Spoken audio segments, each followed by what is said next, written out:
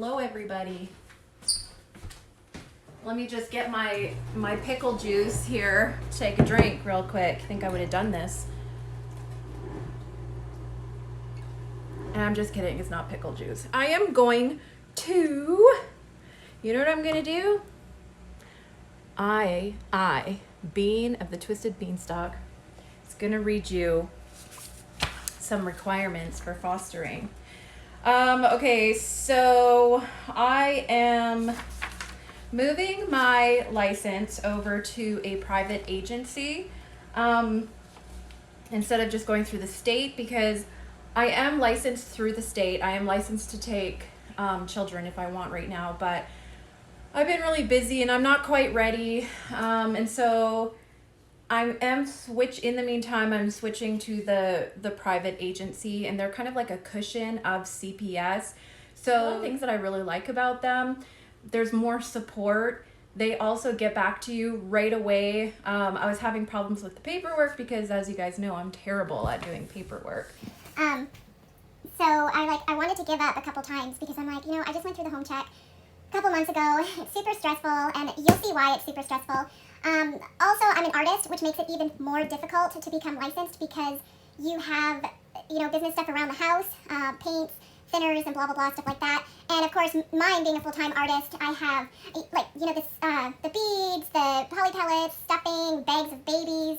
So it's kind of everywhere, and you have to, depending on the age group that you take, you have to make sure that stuff is locked up, gated off, and there's huge, huge requirements. And so I just wanted to come on here and let you guys know that I'm doing that. And hopefully I won't make it too long for you guys, but it's a pretty long list. And because I'm getting transferred, I also had to redo the paperwork. So here's the paperwork that I had to redo. So that is like the home check, the background checks, criminal background checks, out of state, neglect check, checks. What's going on here?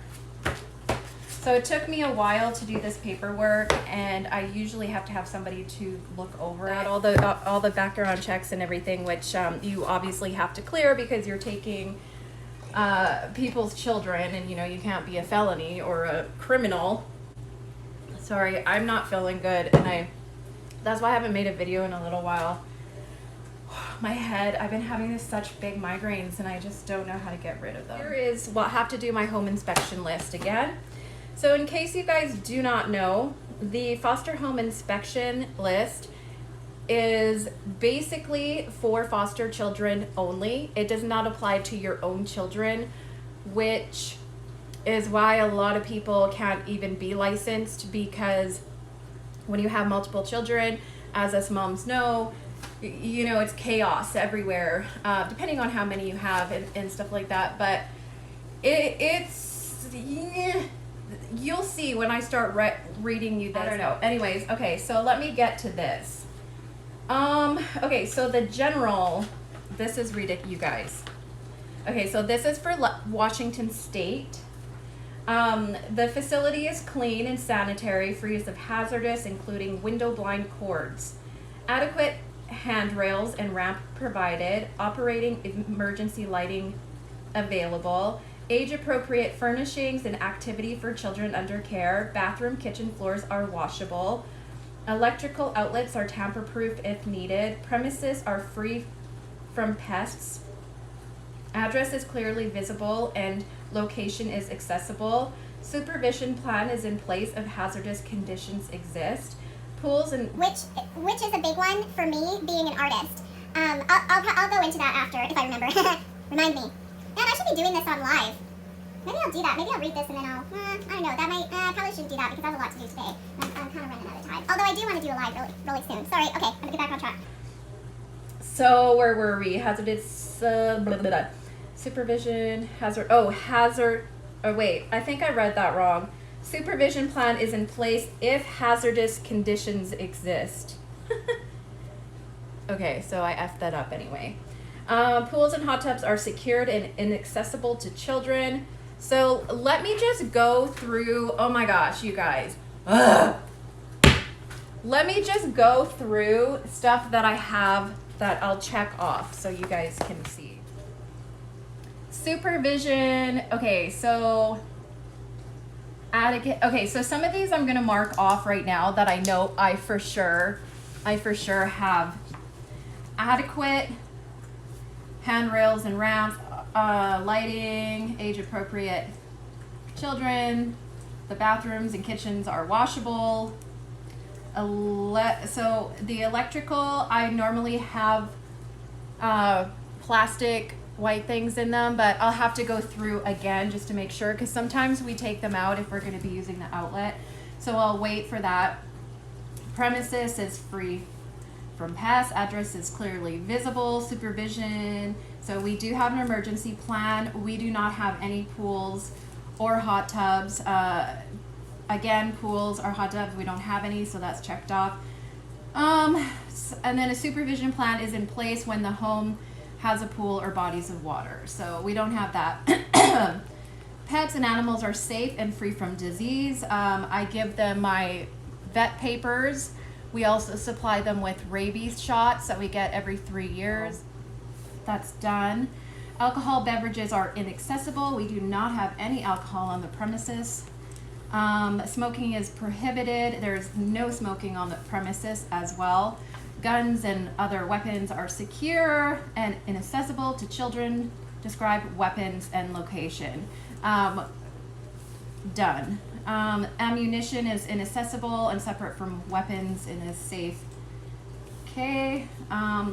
Cleaning supplies, toxic. Okay, so this is, I'll definitely have to go through here and do that because I do have some cleaning products out because I have been cleaning a little bit. So I'll go through the house and do that. But the ones that I'm checking off are the ones that I for sure have done. Family vehicles have seat belts. All drivers have a current license and insurance. Yes, which we provide. Family has a plan for obtaining car seats. Yes, we have 2 baby car seats at all times. Wheeled baby walkers will not be used. Don't have those. Home has at least 1 working telephone for emergencies. Yes. Light fixtures provide children good visibility and comfort. Yes. Room temperatures at reasonable levels. Now we're in Washington and I'm a BC girl. So a normal temperature for us is about, I would say between 62 and 65. Our house is, it goes up depending on the season. We have pretty cold winters here. But our house, we keep it at like the exact same temperature. It's temperature controlled or whatever. I don't know what it's called. But actually, you know what? I think it's 68. I think our house stays at 68 most of the time.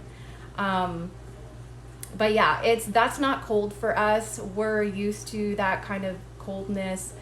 And I mean, for some people in other states that might sound cold, but for us it's pretty normal. So it's 68. Room temperatures at reasonable levels. Okay, so yes. Home has adequate ventilation. Yes. Home has adequate laundry facilities. Yes, we have a washer and dryer and a laundry room. So that's the first one. Hopefully this doesn't bore you guys too much. Okay, so then rule is not, what is that? Discussed, exception, not access. Oh, okay. So let's see. Laundry contaminated with urine and other possible infectious materials, adequately sanitized. I don't know why. Okay, we have a washer and dryer, so.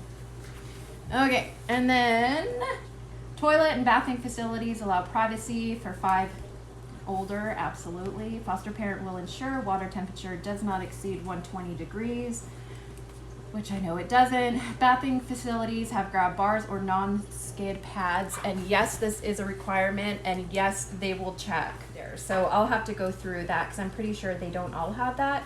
Toddlers have potty chairs and toilet training equipment.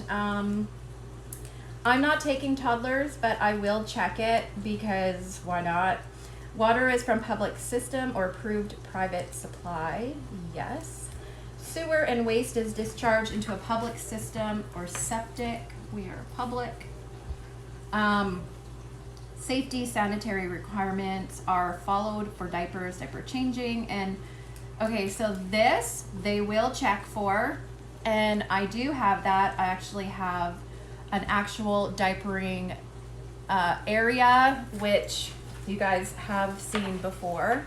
They will check on that. It's very important, especially if you're taking babies. It is easier just to have it there with the wipes, the diapers, everything on the changing table, and just make sure you have it, trust me. So that is for sure done. Fire safety. Locks on outside exit doors unlock when you knob is turned from the inside. Have lots of exiting doors. Home has 2 exits, yes. Actually, I have 4. I have 4 exits. Every occupied area has access to at least 1 exit. Yes, they all have doors. Obstacles are not placed in exitways, stairways, or rescue windows. No, the doors are clear, but that's something I probably want to double check. Any barrier to existing is easily opened. It does not cause, I mean, you have a big choice of how many doors you want to go out. Stoves, heaters, or obstacles do not block exit. No. Flammable materials or poisons are inaccessible to children. So this one I'm going to redo, or I'll have to wait because I'll have to go through and just double check everything, and a lot of them have to be locked in a lockbox. So I'll just like go through and make sure that it's all done. Bedroom windows for children are large enough for emergency rescue. Yes, fireplaces with stoves, heating systems have barriers under age 6. So this here is actually exception granted because we have a gas fireplace, but it does not work. So I am going to put W there. Smoke alarms are in good working condition and are mounted correctly. Yes, they are. We know, we just went through the whole house to do this. Home has at least 1 working 2A 10 BC rated 5-pound or larger fire extinguisher. Yes. Multi-level home must have escape from upper floor. Yes, we do. Family conducts regular fire drills with children. Yes, we do. Family has a written fire evacuation plan for the home. Yes, we do. Bedrooms have adequate ceiling height. I would say so. Bedrooms have unrestricted direct access to common rooms. Yes, every bedroom is an actual bedroom with a door, with a window, with a fire alarm. Okay, so that's this one. Bedrooms. Children 6 years and older do not share a bedroom with opposite gender. But anyways, yeah. Room has adequate floor space for safety and comfort. They're all regular sized bedrooms. Child 1 year and older does not share foster parent's bedroom unless MD requirements. Okay, so this one actually does kind of confuse me a little bit because I want to take see, the thing is I want to take babies. I generally take little ones, which they can share a bedroom with you up until 1 year old, and they usually go before 1, so you don't actually really need an extra bedroom for that. More than 4 children per bedroom. 80 square feet if mother and her infant share a bedroom. We have a very big bedroom. Only 1 mother newborn per bedroom. I only take 1. Each child has at least 27-inch wide, clean, comfortable bed of their own. Well, why don't you just get a little more specific than that? 27-inch. Like, what the heck? Anyways, all beds and cribs using for sleeping have waterproof mattress materials if needed. Yes, toddler beds have standard crib mattress.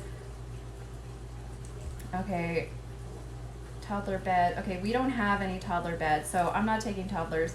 Crib meets all safety requirements. Yes, I have 2. They have passed. I don't have a crib. I actually have playpens that I use. Crib bumper, stuffed toys, pillows, blah, blah, blah. Can't be placed with infants. Duh. Infants are placed on their backs for sleeping. Under bunks, not used by anyone who might be endangered. We don't have any bunk beds. Okay, so first aid, medical care and medications. First aid supplies are on hand. Yes. Poison control number with first aid supplies and posted on the near telephone. Yes, we have that on the fridge. All medications are locked. Storage with pet medications separate from human medications and external medications separate from internal. Okay, so that's one that I'll have to go over. I don't have any pet meds or anything like that, but we have Advil and stuff like that, so I'll just go over it to double check. Foster parents' own children have a proof of current immunizations. Yes. Prescription medications given to foster children recorded. Always. Medications are given only according to prescription labels. I don't know how that's in a home check. Like, why is that part of the home check? I don't get it. Food and diet. Food served to children and infants meets needs of the children. Qualification training. A TB test completed for all caregivers, other adults in the home over 18, including foster parents' own teens turning 18. Oh, yeah. Justice is going to have to do that. Applicants are at least 21 years of age. God, I wish I was 20. Attended orientation, yes.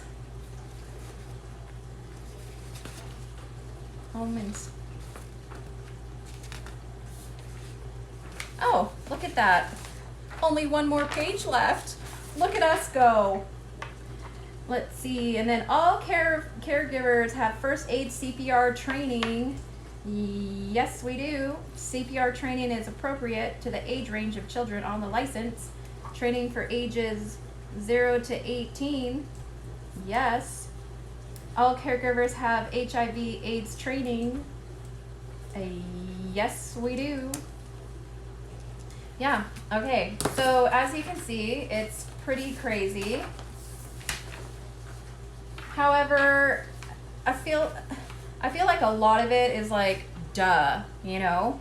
But there's some things on there. You guys, it really depends on who comes out and does a home inspection too. Like, you can, like I said, my license was renewed. We did the home inspection. Everything's fine. We got our license for another 3 years. Things are just easier to do instead of fighting with them. Just shake your head, just listen, get it done, and then it's fine. As far as my studio goes, the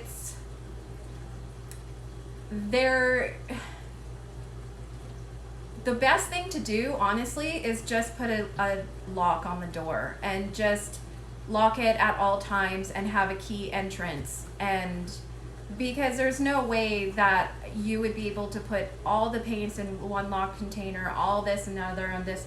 I even have 2 cupboards that have locks on them in my studio, just to have it there to prove that I have them to them. So I'd just be really careful about that kind of stuff. But a lot of it is very easy. It's just meticulous. My house is very big and open, and there's lots of things kids can get into. And because I take infants, you can't just be licensed for infants. So it'll be like 0 to 8 years old. So it's a pretty big range of years. And so even though you're taking infants, you have to think, if I got a toddler, what can they get into? And I think that's the biggest, hardest part, is thinking that. It's like, I'm not taking any toddlers, but it still has to be done. So instead of having everything up and perfect, which is completely unreasonable, especially for me being an artist, what I do is I just gate off the kitchen, and then my other living room have a gate there which completely blocks off the living room, the kitchen, area, the pantry, all that they can't get into. So just the easy fix is baby gates, and then everything else is fine. One big lock for everything, and then you have to have a lock container for your baby area for diaper rash cream, baby powder, stuff like that. It is a lot, honestly. It's very overwhelming, and if I was doing this all over again, I just don't know. Like, you have to really, your heart has to really, really, really be in this, because if your heart isn't in it, you're not gonna survive. Like, you have to want to do this for those children. Like, you can't just be like, I'm gonna be a foster parent and they make so much money, and like that's what people think, and then they're like, damn, this and that. It's like, I spend so much money on my babies, let me tell you, so much. And I also buy my own diapers. And so in Washington State, it's for the whole entire month for an infant, where you're a brand new baby, where you're up all night, all day, you know, watching them. It's $500, I think it's $520 per baby, which I only take one. $520, and then minus what a baby, you know, diapers, which they would have during the month, you know. And it's like, I mean, that's 24 hours a day, so you do the math. It's like $1 an hour has to be in it, because it is not for that, trust me. And I mean, I could easily make a doll and sell it, but my heart is 100% invested in these children, and that's why I haven't quit, and that's why I just keep on pushing through and getting this done, because ultimately fostering is so rewarding for me.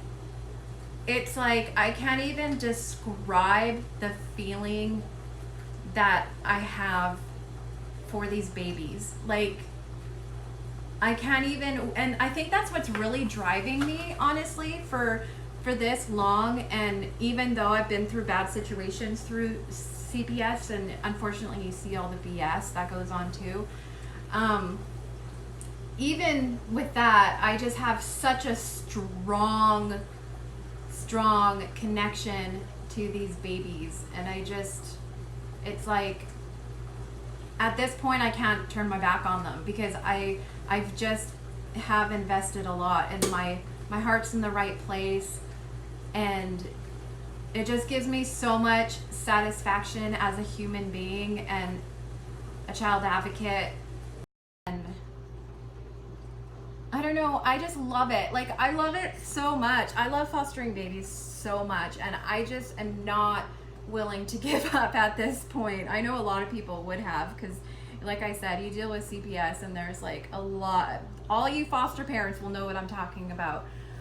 Lots of different kinds of situations and workers, you know, one will be okay and one will just be so freaking hard to work with. And I am the easiest person to work with. Like, the easiest person. I even love the parents, the biological parents. I usually have a pretty good relationship with them. But man, you get that one worker, and they make your life a nightmare. And I can't wait to have another baby in my arms. Although it's sad too, because, you know, their parent can't take care of them, and so it's sad that they're put in the system. So it's like a bittersweet. It's like, oh, I gotta take care of a baby, but there's this, you know, born into a world that they didn't choose. But